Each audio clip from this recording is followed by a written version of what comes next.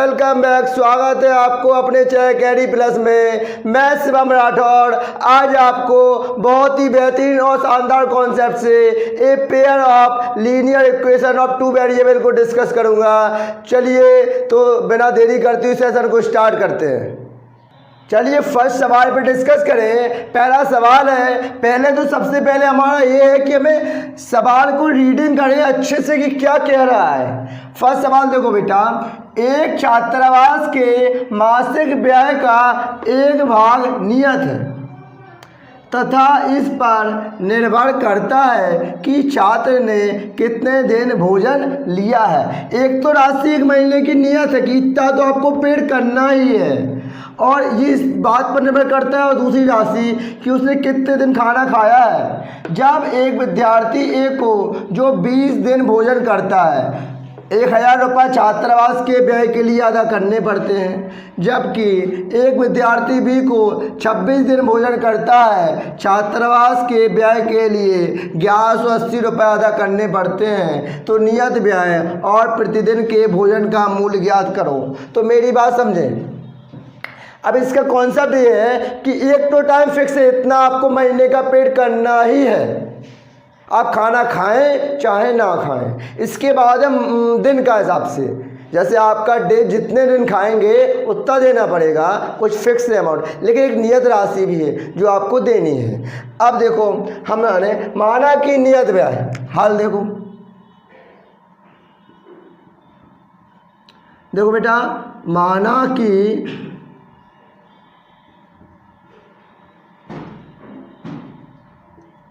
नियत व्यय x रुपये मान लिया, क्या x रुपये, ठीक। और प्रतिदिन के भोजन का मूल्य मान लिया हमने 22 रुपये। प्रतिदिन के भोजन का मूल्य व्यय या 22 रुपये। आप मेरी बात समझें, ठीक। अब इतनी बात बताओ मुझे, जब मैं भी हॉस्टल में पढ़ा करता था बेटा, तो ऐसे ही हुआ करता था। जैसे मान लो एक महीने हम छुट्टी पे घर चले आए, तो बताओ क्या वहाँ जो वर्कर्स रखे हैं वो हलवाई, उनको तो पेड करना पड़ेगा ना पैसा, इसलिए कुछ एक फिक्स अमाउंट होता था कि वो देना ही है, आप रहे चाहे ना रहे, और फिर खाने का अलग पेड करना पड़ता था। अब देखो क्या है कि यहाँ से पढ़ें, जब एक विद्यार्थी ए को जो 20 दिन भोजन करता है 1000 छात्रावास के व्यय के लिए अदा करना पड़ता है। अगर वो 20 दिन भोजन खाए तो उसे कितना 1000 रुपये देना पड़ रहा है। तो बताओ, देखो प्रश्नानुसार अब हमें ये बताओ, अकॉर्डिंग टू क्वेश्चन कहा गया कि 1000 रुपये क्या एक्स तो नियत राशि है, वो देने ही पड़ेगी, प्लस किस दिन खाना खाया उसने 20 दिन। एक दिन का मूल्य कितना है, एक दिन का 22 रुपये, 20 दिन का 20 22 हो जाएगा। इस टोटल राशि बराबर होगी हमारी 1000 के। ये टोटल राशि हमारी 1000 रुपये के बराबर होगी, ठीक। ये कंडीशन हमारी फर्स्ट हो गई, ठीक। अब सेकंड प्रश्नानुसार करें। देखो बेटा क्या है कि अब एक विद्यार्थी बी ने 26 दिन खाना खाया है, तो एक्स तो उसे नियत है वो देना ही था, और एक दिन का 22 रुपये, 26 दिन का 26 22 बराबर कितना हो गया, बराबर 1180 और इक्वेशन क्या हो गई, इक्वेशन सेकंड हो गई। अब हम इसको सॉल्व कर लें। सॉल्व करने की हमने 3 विधि पढ़ चुके हैं हम, प्रतिस्थापन, विलोपन और ब्रजगुणनकरण विधि। आपको जो आपकी अच्छी लगे उससे कर लीजिए। मैं विलोपन से करता हूँ। विलोपन क्या होता है, विलोपन में आपको गुणांक बराबर करने पड़ते हैं, इसलिए गुणांक बराबर है, इसलिए इजी विधि है, इसी से कर लें। देखो हम सॉल्व करते ये हैं। अब इसे सॉल्व करें, इक्वेशन हो गई, ऐसे सॉल्व करें तो देखो साइन चेंज हो जाएगा, ये प्लस है ये माइनस, ये प्लस है ये माइनस, ये प्लस है माइनस। आपको पता है प्लस माइनस कैंसिल आउट हो जाएगा। 20 बाई में से माइनस के 26 बाई जाएंगे तो माइनस के 6 बाई आ जाएगा बेटा। अब 1000 में 1180 जाएंगे तो माइनस के 180 आ रहा होगा। माइनस से माइनस कैंसिल आउट हो जाएगा।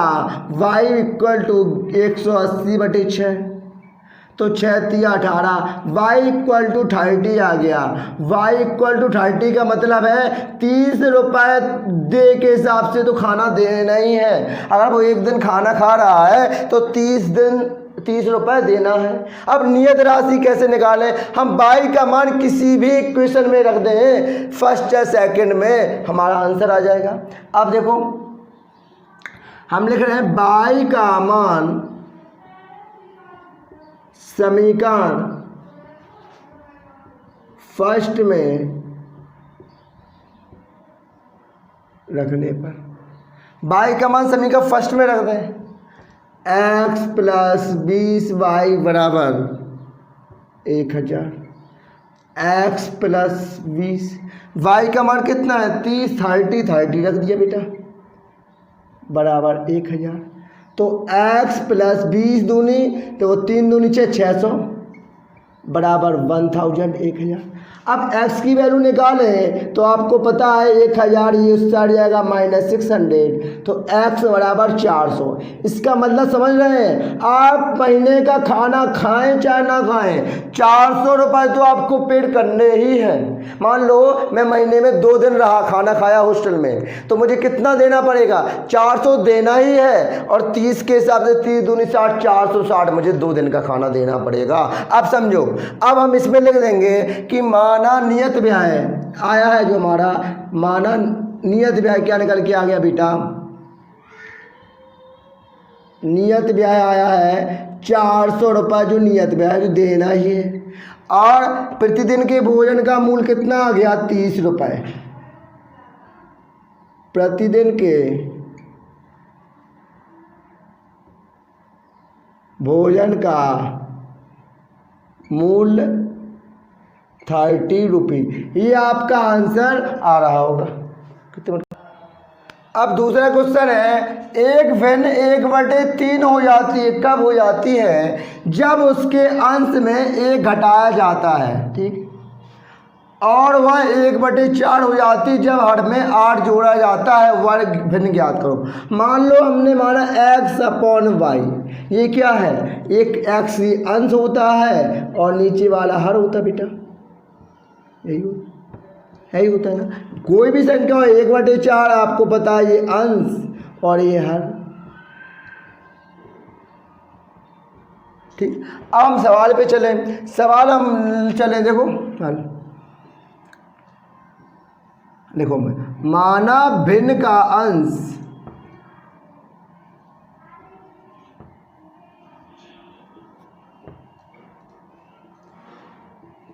x और भिन्न का हर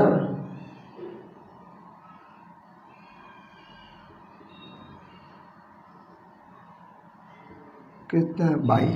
अब समझो, तो भिन्न क्या हो जाएगी? भिन्न हो जाएगी x/y होगी कि नहीं? अब देखो प्रश्नानुसार अकॉर्डिंग टू क्वेश्चन क्या कहा गया बेटा, तो समझे। जब भिन्न 1/3 हो जाती है, कब? जब उसके अंश में घटाया जाता। अंश कौन सा है? ऊपर वाला अंश है। अगर हम अंश में 1 घटा दें, अंश में 1 घटा दें तो भिन्न कितनी हो जाएगी? 1/3, ये कहा गया, ठीक। इसे सॉल्व कर ले, किसे बना लें। आप देखो सॉल्व करें तो 3x - 3 = y और 3x - y = 3, इक्वेशन फर्स्ट बन गई, ठीक। अब प्रश्नानुसार सेकंड इक्वेशन देखो,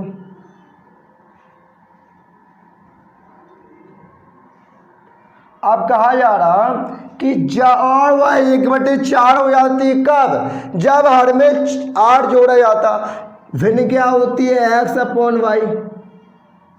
हर में कितना जोड़ दे? 8 जोड़ देना, तो भिन्न हो जाती है 1/4। ये क्वेश्चन के अकॉर्डिंग कहा गया।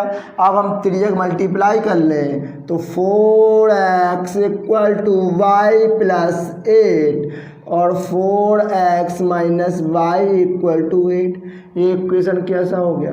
इक्वेशन सेकंड हो गया। अब इक्वेशन सेकंड हुआ है, अब हम in equation first and second को हल कर लें। देखो इधर, अब 3x minus Y equal to 3। आपको कौन सा मेथड अच्छा लगता है, प्रतिस्थापन की, आपको विलोपन की, बीजगणित गुणनखंड? 8 यही था। अब देखो पहले तो इक्वेशन बराबर नहीं है, विलोपन का मतलब होता है x के गुणांक या y के गुणांक बराबर हो, यही कंडीशन है। तो हम क्या करें, कुछ नहीं करें, इसे घटा दो। इसको घटाएंगे, यहाँ प्लस है ये माइनस, ये माइनस है ये प्लस, ये प्लस है ये माइनस हो जाएगा। अब देखो बाई माइनस का ये प्लस का ये कैंसिल आउट हो गए, ये 3x में से माइनस के 4x जाएंगे। हमने कहा इन चिन्हों को भूल जाया कीजिएगा, ये चिन्ह देखा कीजिएगा। तो माइनस के x इक्वल टू 3 में 8 जाएगा -5, तो x बराबर क्या आ रहा होगा, x बराबर 5 आ गया। अब x बराबर 5 आया है, किसी भी इक्वेशन में रख दो तो y का मान आ जाएगा। अब देखो x का मान समीकरण सेकंड में रखने पर x का मान रख दो तो y का मान आ जाएगा। ठीक, तो क्या है, 4x माइनस वाई बराबर 8 है, 4x माइनस वाई बराबर 8। x का मान रख दे 5, x के यहाँ 5 माइनस वाई बराबर 8, 5 चौक 4 पंचे 20 माइनस वाई बराबर 8, और y बराबर हो जाएगा क्या, ये इस साइड गया 20 माइनस 8। अब 20 में 8 जाएगा तो y बराबर 12 आ गया। क्या आ गया, 12। इसका मीन समझ रहे हैं आप, अंश आ गया आपका 5 और हर आ गया 12, तो भिन्न क्या हो जाएगी, तो आप कहेंगे भिन्न हमें निकालना है ना, तो भिन्न हो जाएगी आपकी, भिन्न x बटे वाई, और x कितना है 5 और y कितना है 12, तो भिन्न हमारी 5 बटे 12 आ रही होगी। क्यों चले, बहुत ही अच्छा क्वेश्चन है, ऐसे सवाल एग्जाम में पूछे जाते हैं। क्या है, यश ने टेस्ट में 40 अंक अर्जित किए, एक टेस्ट हुआ उसमें 40 अंक अर्जित किए, लेकिन ये टेस्ट है ये नेगेटिव मार्किंग वाला है। जब उसे प्रत्येक सही उत्तर पर 3 अंक मिले, जब उसने सही उत्तर किए उसको 3 अंक मिला, लेकिन जब उसने अशुद्ध उत्तर पर 1 अंक की कटौती हुई, सही किया था तो 3 अंक मिला, जैसे उसका उत्तर गलत आया तो 1 नंबर उसकी माइनस हुआ, कटौती हुई। और दूसरी कंडीशन कही गई है, यदि उसे सही उत्तर पर 4 अंक मिलते तथा अशुद्ध उत्तर पर 2 अंक कटते तो यस 50 अंक अर्जित करता। टेस्ट में कितने % थे, तो हल करें। देखो बेटा, हम मान लें कि माना कि यस ने सही % किए, देखो हल, माना कि यस ने सही % किए, उसने माना x% सही किए, x% क्या किए, सही किए, और यस ने गलत किए % माना y, माना यस ने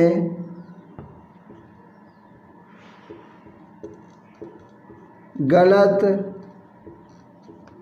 प्रश्न किए, अटेम्प्ट किए उसने y%। आप समझे।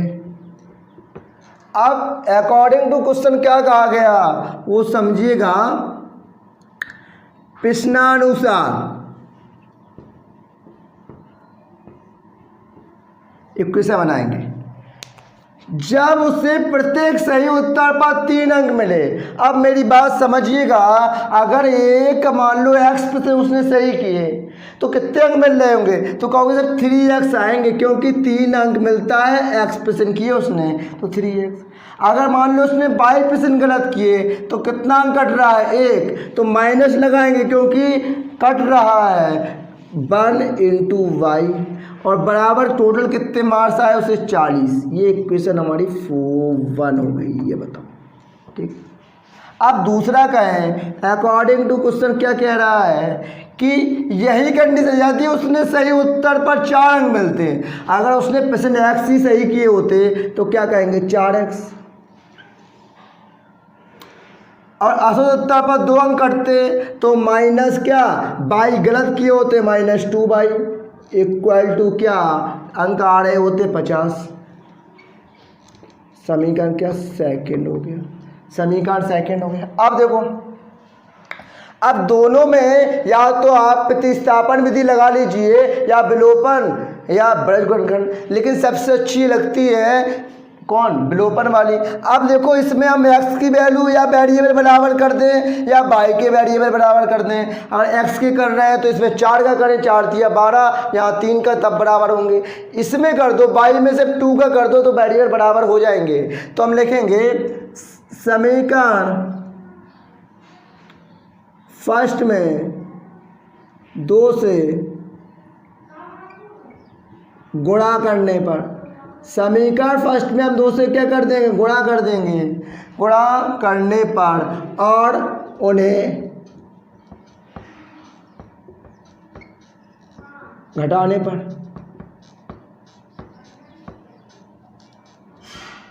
अब देखो 2 का यहाँ मल्टीपल करेंगे तो क्या हो जाएगा 6x माइनस का 2y इक्वल टू 40 दूनी 80। ये सेम रख दो, 4x minus 2y equal to 50।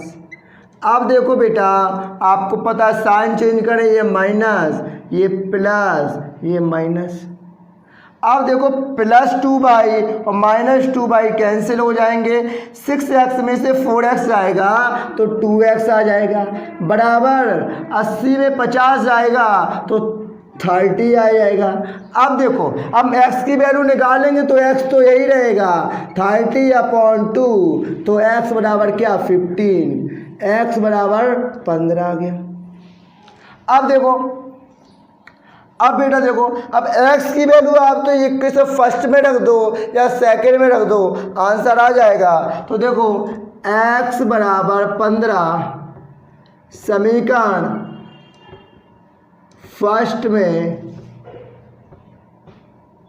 रखने पर, x की वैल्यू समीकरण फर्स्ट में रख दें। देखो 3x माइनस के 1y इक्वल टू 40, x बराबर 15 रख दें, 3 × 15 माइनस y रहेगा बराबर 40, 15 या 45 minus y equal to 40, minus y यही रहेगा 40, ये हो जाएगा 45 साइड पहुँच जाएगा माइनस के 45, तो minus y equal to -5, y बराबर आएगी 5। इसका मीन समझ रहे हैं आप, इसका मीन्स है कि यश ने 15% सही किए, कितने 15, और गलत किए गए परसेंट कितने हैं 5%। तो हमें निकालना है कुल कितने परसेंट थे एग्जाम में, तो कुल परसेंट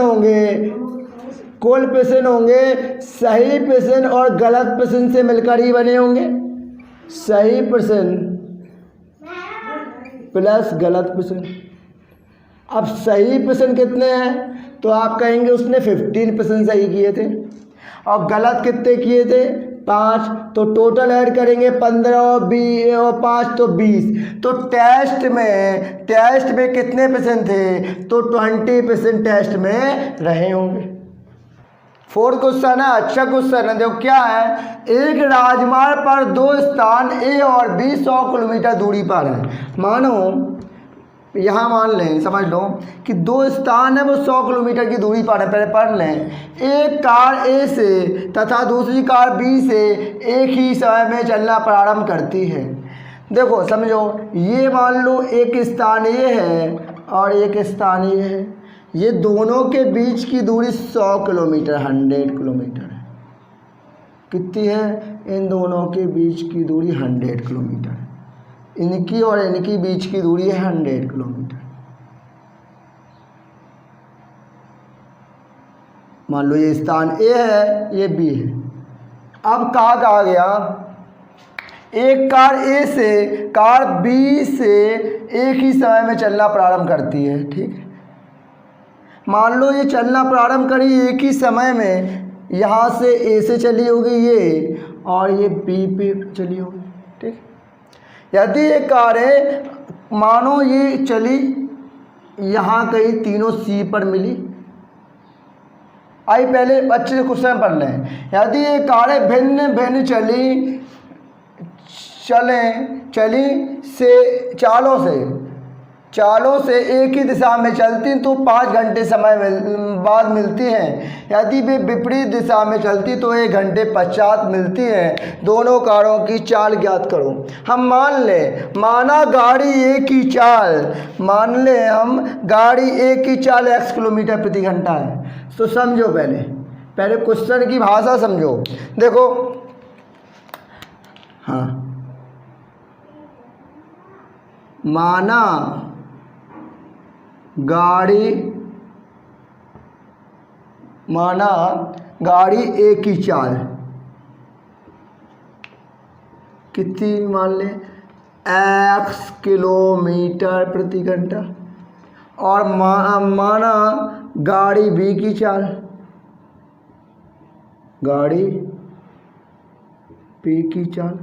बी की चाल क्या हो गई y किलोमीटर प्रति घंटा, ठीक। दोनों की हमने चाल मान ली, इसकी चाल मान ली x किलोमीटर प्रति घंटा और इसकी y किलोमीटर प्रति घंटा।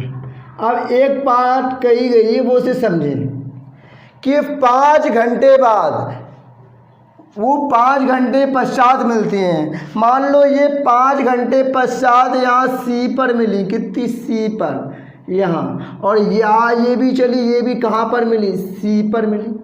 अब ये बताओ, हम निकालें गाड़ी ए द्वारा 5 घंटे में चली गई दूरी, 5 घंटे में चली गई दूरी, और दूरी बराबर फॉर्मूला क्या होता है? दूरी बराबर क्या होता है? दूरी बराबर होता है चाल गुणित समय, यही तो होता है। दूरी बराबर चाल गुणित समय होता है। अब तो चाल कितनी है? चाल आप कहेंगे x किलोमीटर प्रति घंटा है, ठीक। समय कितना है? 5 घंटे में, तो 5, तो ये 5x क्या निकल के आ गई? 5x निकल के आ गई। गाड़ी ए द्वारा 5 घंटे में चली गई दूरी 5x। अब देखो, गाड़ी बी द्वारा 5 घंटे में चली गई दूरी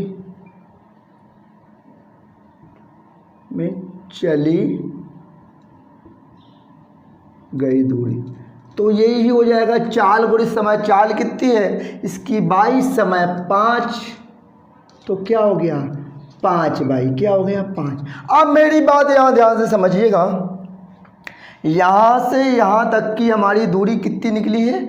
5x। कितनी निकली है? ये निकली है हमारी 5x, ठीक है। और यहाँ से यहाँ तक की दूरी हमारी कितनी निकली है? 5 बाई, ये निकली है। ये निकली है 5x टोटल, ये कितनी है? 5 बाई।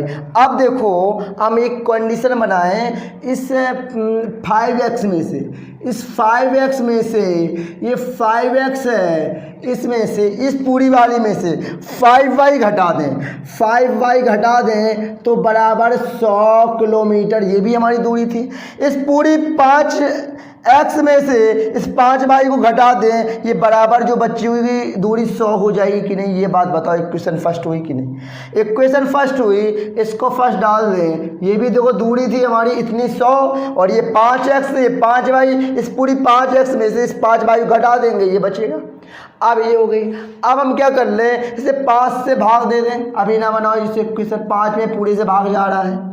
x माइनस y बराबर 20 हो गया, इसको इक्वेशन फर्स्ट माना। अब हम इसे थोड़ा इरेज कर दें, सीधा लिख दें इसे 5x और 5y, ठीक। अब दूसरी कंडीशन पे चले। दूसरी कंडीशन क्या रही है हमारी? यदि वे विपरीत दिशा में चलती तो 1 घंटे पश्चात मिलती। इसका मीन समझ रहे हैं ना आप कि यहाँ स्थान x होता, यहाँ y होता, x y, ये a और b होता। क्या होता? a और b। और ये चल रही है, आपको पता कितनी मानी हमने, x किलोमीटर प्रति घंटा, और ये 22 किलोमीटर प्रति घंटा, और इनकी बीच की दूरी कितनी थी? 100, जो हम देख चुके हैं पहले, है ना।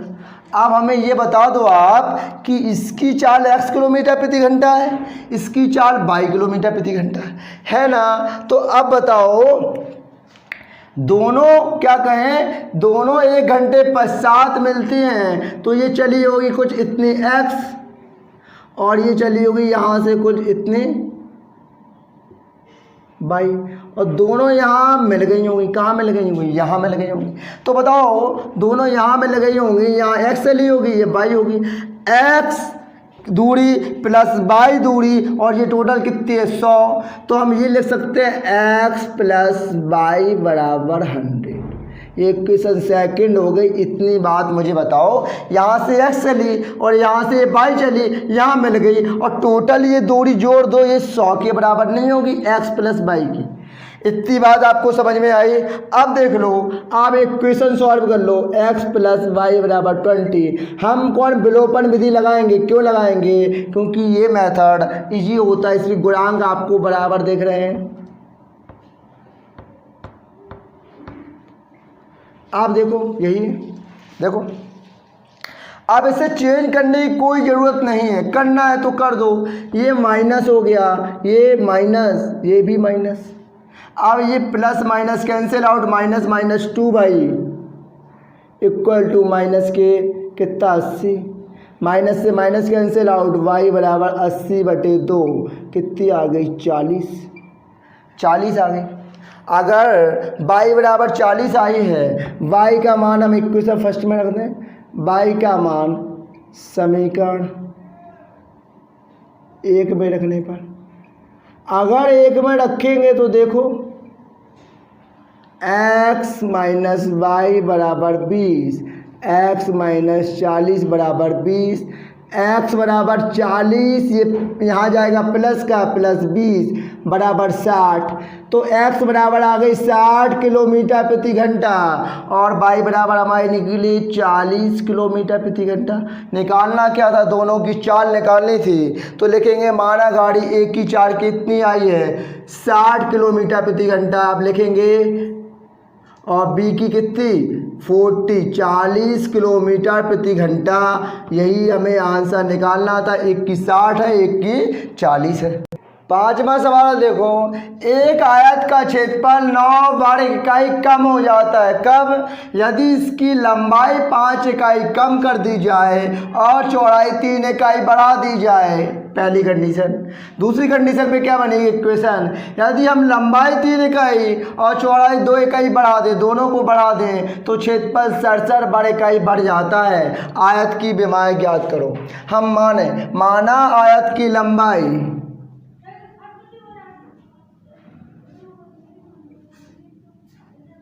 आयत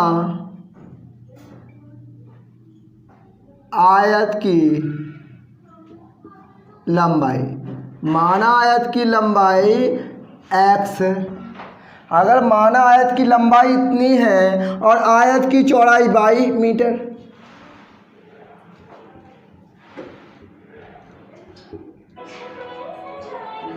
अब हम बताओ आयत का क्षेत्रफल क्या हो जाएगा?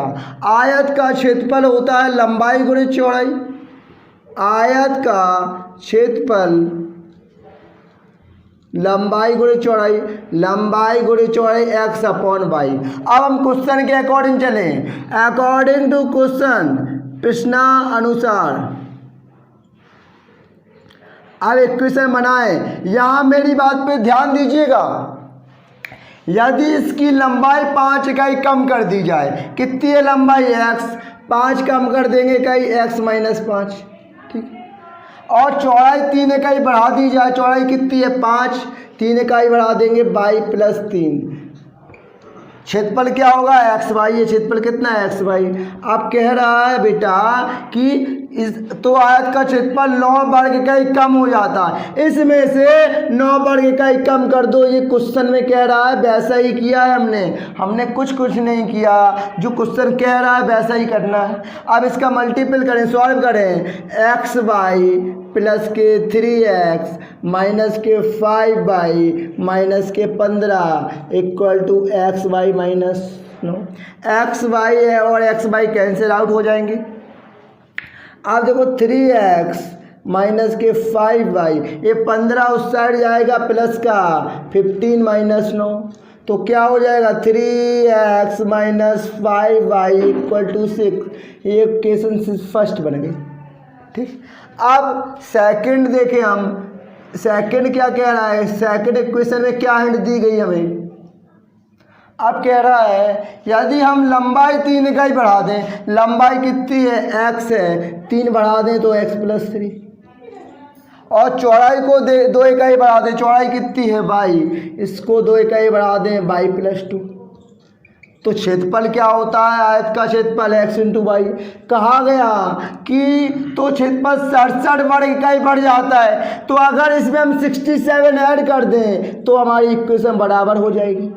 अब इसको सॉल्व कर लें। एक्स वाई प्लस के 2x प्लस के 3y plus 6 equal to x y plus 67। अब एक्स वाई और एक्स वाई कैंसिल आउट हो जाएगा, अब बचेगा हमारा 2x प्लस के 3y। अब 67 तो यही रहेगा, ये 6 इस साइड जाएगा माइनस का हो जाएगा -6। अब 2x plus 3y equal to 61, ये क्वेश्चन सेकेंड हो गई। अब इसको हम किसी भी मेथड से कर लें, चाहे प्रतिस्थापन से कर लें, चाहे विलोपन से कर लें, चाहे ब्रैकेट गुणनखंड से कर लें। अब देखो हमें विलोपन से करते हैं, 3x या 2x, या तो हम x का कोएफिशिएंट बराबर कर लें या y का। x का करने के लिए यहाँ 2 का मल्टीपल कर दे, 3 दूनी 6, यहाँ 3 का। तो हम लिखें, देखो समीकरण 1 में 2 का गुणा तथा समीकरण 2 में 3 का गुणा करने पर। अब इसमें गुणा कर दो सभी का, फर्स्ट में 2 का, देखो 2 का करेंगे तो क्या हो जाएगा 6x माइनस के 10y बराबर 6 दूनी 12, ये हो गया। अब इसमें 3 का करेंगे, देखो 3 दूनी 6x माइनस प्लस के 9y इक्वल टू 3 एकम 3 3 18 183। अब इसको सॉल्व कर लें। देखो यहाँ क्या साइन चेंज करेंगे, ये प्लस का ये माइनस का हो जाएगा, ये प्लस का है ये माइनस का, ये प्लस का है ये माइनस का। इस साइन को आप भूल जाइएगा, ये साइन हमें देखना पड़ता है। ये प्लस का 6x माइनस के 6x कैंसिल आउट, माइनस के 10y माइनस के 9y तो माइनस के 19y। अब 12 और माइनस के 183, अब 183 माइनस की संख्या है, माइनस के 183 12 जाएगा तो माइनस के 171 हो जाएगा। माइनस का चिन्ह इसलिए आएगा जो संख्या बड़ी होती है साइन उसी का आता है। माइनस से माइनस कैंसिल आउट हो गया, y इक्वल टू 171 अपॉन 19, 19 9 जा कितना होता है 171, y इक्वल टू 9 आ गया। अब y बराबर जो 9 आया है, या तो आप इसमें वैल्यू रख दो या इसमें रख दो, सेकंड में आपका x का मान आ जाएगा। अब देखो y का मान समीकरण फर्स्ट में रखने पर, अब देखो फर्स्ट इक्वेशन क्या हमारी 3x minus 5y equal to 6। अब इसमें हम y बराबर 9 रख दें, 3x minus 5 into 9 equal to 6, 3x equal to 9.45 बराबर 6। तो 3x इक्वल टू 6 तो यही रहा, ये माइनस उस साइड जाएगा, प्लस का हो जाएगा। अब हमें बता दो 45 और 6 कितने होंगे, 51 होंगे। कितने होंगे, 51। तो x बराबर 51/3, तो x बराबर 17 आ गया। तो इसका मतलब समझ रहे हैं आप, इसका मतलब x बराबर 17 और y बराबर 9। तो आयत की विमाएँ ज्ञात करनी थी, तो हम यहाँ लिख दें, यहाँ इधर देखो, यहाँ ऊपर लिख दे रहे हैं बेटा कि आयत की विमाएँ 17 और 9 होंगी। आयत की विमाएँ निकालनी थी, तो आयत की विमाएँ को क्या क्या होंगी, 17 व 9 होंगी।